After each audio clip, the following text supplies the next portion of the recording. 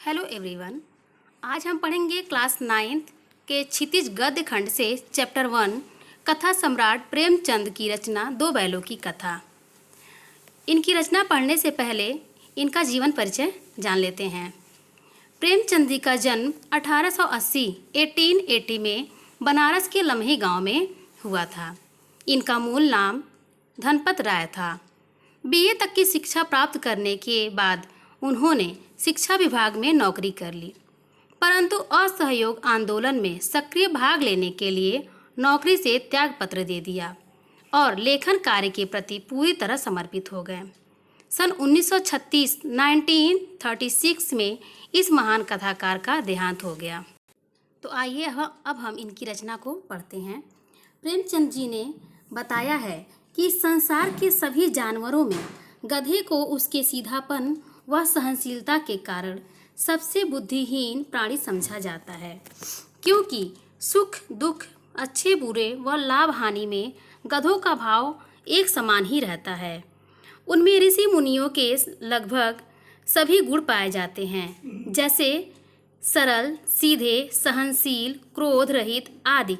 बस थोड़ी कमी रह जाती है विद्वता व ज्ञान की, यानी आप उसे बुद्धिहीन प्राणियों में सर्वश्रेष्ठ स्थान दे सकते हैं। बुद्धिहीन प्राणियों में दूसरे स्थान पर बैलों को रखा जा सकता है, जो कभी कभी अपना क्रोध प्रकट कर देते हैं। और मुंशी प्रेमचंद की यह कहानी दूसरी श्रेणी के उन्हीं बुद्धिहीन प्राणियों की है। झूरी एक किसान था, जिसके पास हीरा और मोती नाम के दो बैल थे। वे दोनों ही ऊंचे, डील डौल व सुंदर कद काठी के पछाही जाति के बैल थे। लंबे समय से एक दूसरे के साथ रहते रहते दोनों में अच्छा भाईचारा भी हो गया था। वो कभी एक दूसरे को चाट कर तो कभी सूंघ कर अपना प्रेम प्रकट करते थे। दोनों आंखों के इशारे से ही एक दूसरे की बात भी समझ लेते थे और कभी कभी दोनों आपस में सींग भी मिला लिया करते थे, लेकिन झगड़ने के लिए नहीं, बल्कि यूं ही मजाक में। एक बार झूरी ने अपने दोनों बैलों को अपने साले गया के साथ काम के लिए अपने ससुराल भेज दिया। हीरा और मोती दोनों ही यह समझ रहे थे कि झूरी ने उन्हें बेच दिया था, इसलिए वो गया के साथ जाना नहीं चाहते थे, मगर उन्हें जबरदस्ती गया के साथ उनके घर जाना पड़ा। दिन भर चलते चलते थके हारे हीरा मोती जब गया के घर पहुँचे तो वो मन ही मन बहुत दुखी थे। वो सोच रहे थे कि जिस मालिक और घर को उन्होंने अपना समझा, आज उसने ही उन्हें बेच दिया। यहाँ तो उनके लिए सब कुछ नया है। अब दोनों ने अपनी मूक भाषा में एक दूसरे के साथ बात की और रात होने पर जब सब लोग सो गए, दोनों ने अपनी अपनी रस्सियाँ तोड़ डाली और अपने घर की तरफ चल दिए। सुबह जब झूरी उठकर बाहर आया तो उसने दोनों बैलों को दरवाजे पर देखकर खुश हो गया। उसने देखा कि दोनों बैल घुटनों तक कीचड़ से सने हुए थे और आधी रस्सी उनके गले में लटक रही थी। दोनों की आंखों में उसके लिए गुस्सा और स्नेह दोनों था। झूरी ने दौड़कर दोनों बैलों को गले से लगा लिया, लेकिन झूरी की पत्नी बैलों को अपने दरवाजे पर देखकर नाराज हो गई और उन्हें नमक हराम कहकर गालियां देने लगी। उसने गुस्से में बैलों के आगे सूखा चारा डाल दिया। झूरी ने अपने नौकर से चारे में कुछ खली मिलाने को कहा, लेकिन नौकर ने मालकिन के डर से उसमें खली नहीं मिलाई। दूसरे दिन गया दोबारा हीरा और मोती को लेने आ गया।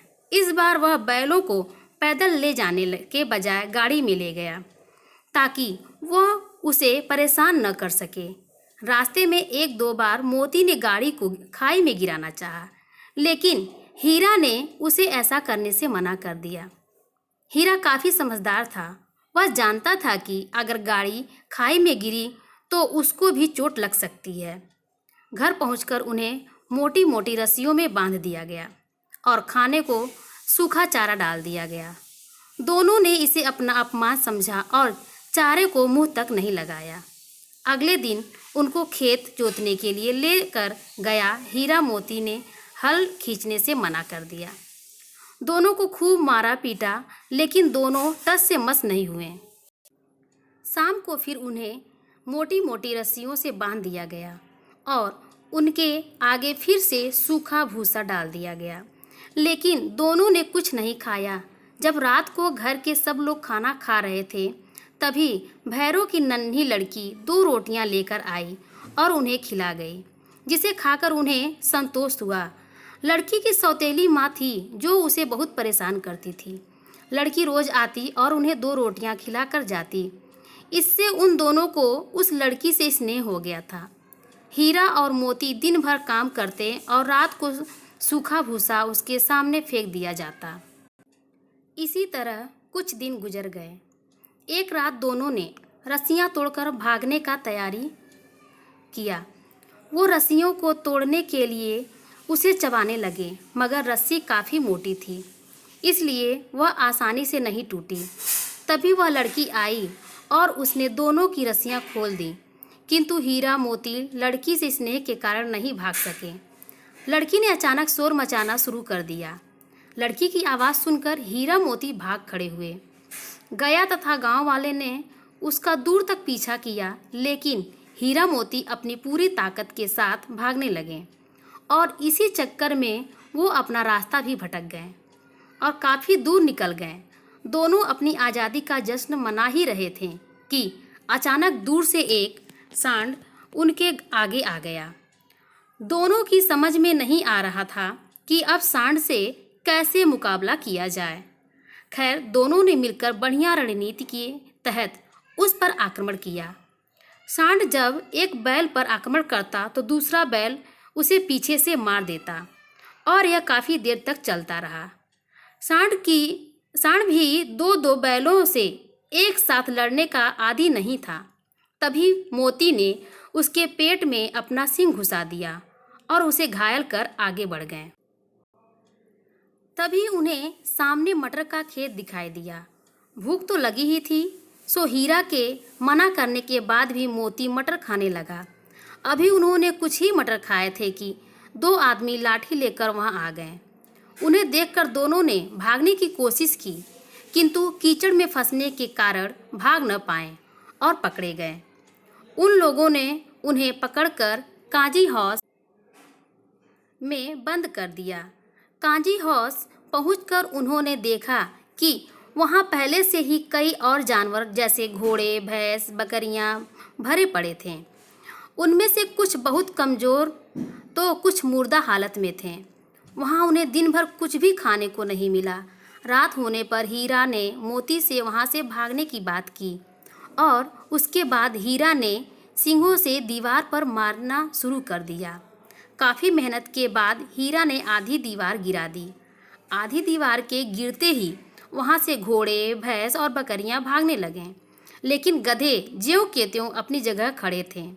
लेकिन मोती ने उन्हें भी सींग मार मार कर वहाँ से भगा दिया।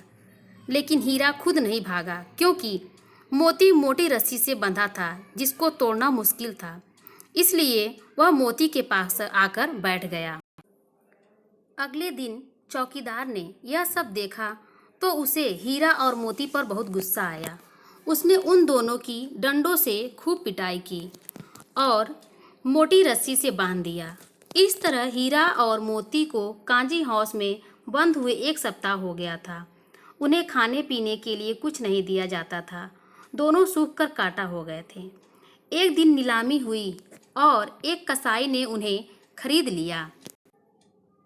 उनकी नीलामी होने के बाद नीलाम होकर दोनों उस दढ़ियल कसाई के साथ चले जा रहे थे।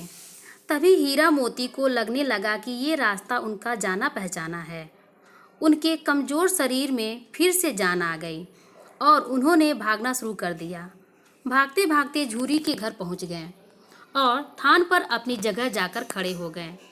झूरी उन्हें देखते ही दौड़ा दौड़ा आया और उनको गले से लगा लिया। बैल भी झूरी को देखकर काफ़ी खुश थे। तभी दढ़ियल कसाई भी बैलों को वहां लेने आ पहुंचा। झूरी ने उनसे कहा कि ये मेरे बैल हैं।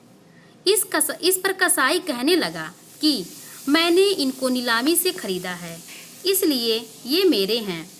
और वह बैलों को जबरदस्ती ले जाने के लिए जैसे ही उसकी तरफ बढ़ा, मोती ने उसे सींग से मारना शुरू कर दिया और फिर उसे भगा भगा कर गांव के बाहर कर दिया। उसके बाद झूरी ने नादों को खली, भूसा, चोकर और दानों से भर दिया। हीरा मोती उसे चाव से खाने लगे। इतने में मालकिन ने आकर दोनों के माथे चूम लिए। तो इस कहानी में स्पष्ट होता है कि पशु भी प्रेम के भूखे होते हैं। यही कारण था कि झूरी से उन दोनों बैलों को बहुत लगाव था। आशा है कि यह पाठ आप लोगों को समझ में आ गया होगा। धन्यवाद।